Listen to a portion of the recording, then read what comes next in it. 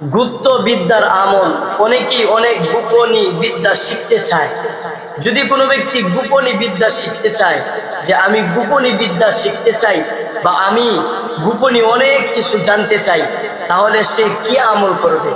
সে একটি আমল আছে, ওই আমল করার কারণে আল্লাহ রব্বুল আলামিন তাকে গুপ্ত ইলম দান করবেন। গুপ্ত ইলম যদি জ্ঞান বিজ্ঞান যদি শিখতে চান, তাহলে প্রথমত সুন্দরভাবে গোসল করে প্রতিদিন ধারাবাহিকভাবে 40টা রোজা রাখবে। কয়টা রোজা? 40টা রোজা রাখবে।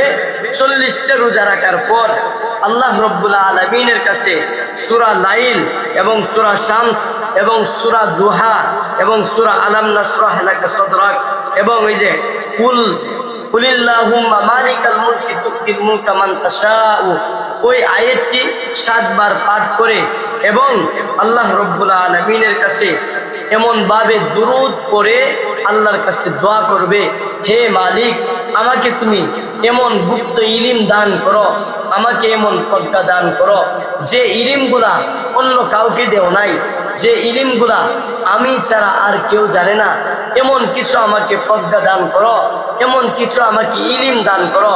আল্লাহ তাআলার দরবারে যদি এভাবে সে দোয়া করে, আল্লাহ তাআলা হইতে পারে তাকে স্বপ্নে যুগে 40 দিনের ভিতরে অথবা 40 দিনের আগেই আল্লাহ রব্বুল আলামিন তাকে গুপ্ত ইলম দান করবেন। হতে পারে স্বপ্নে যুগে ইলম দান করবেন, না হয় বাস্তবে আল্লাহ তাআলা এই গুপ্ত ইলম তাকে দান করবেন। এজন্য যদি বেশি জ্ঞান অর্জন করতে চাই বা গুপ্ত ইলম শিক্ষা করতে চাই, এই গুপ্ত জ্ঞান যদি আমরা অর্জন করতে চাই, প্রথমে আমরা 40 দিন রোজা রাখতে হবে। 40 দিন রোজা রাখার পর আমরা আমল করতে হবে। সূরা লাইল পাঠ করতে হবে, সূরা শামস পাঠ করতে হবে, সূরা দুহা পাঠ করতে হবে, আলাম নাশরাহ লাকা পাঠ করতে হবে। এই সূরাগুলা পাঠ করবে 7 বার। এই সূরাগুলা প্রতিদিন 7 বার করে পাঠ করবে। পাঠ করার পর দুরূদ শরীফ পাঠ করবে।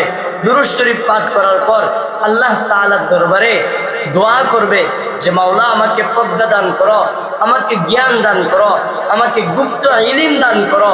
তাহলে আল্লাহ রব্বুল আলামিন তাকে স্বপ্নে যুগে ইলম দান করবেন, স্বপ্নে যুগে তাকে জ্ঞান দান করবেন। স্বপ্নেও যদি না ইলম দান করেন, না জ্ঞান দান করেন, আল্লাহ তাআলা তাকে বাস্তবে ইলম দান করবেন।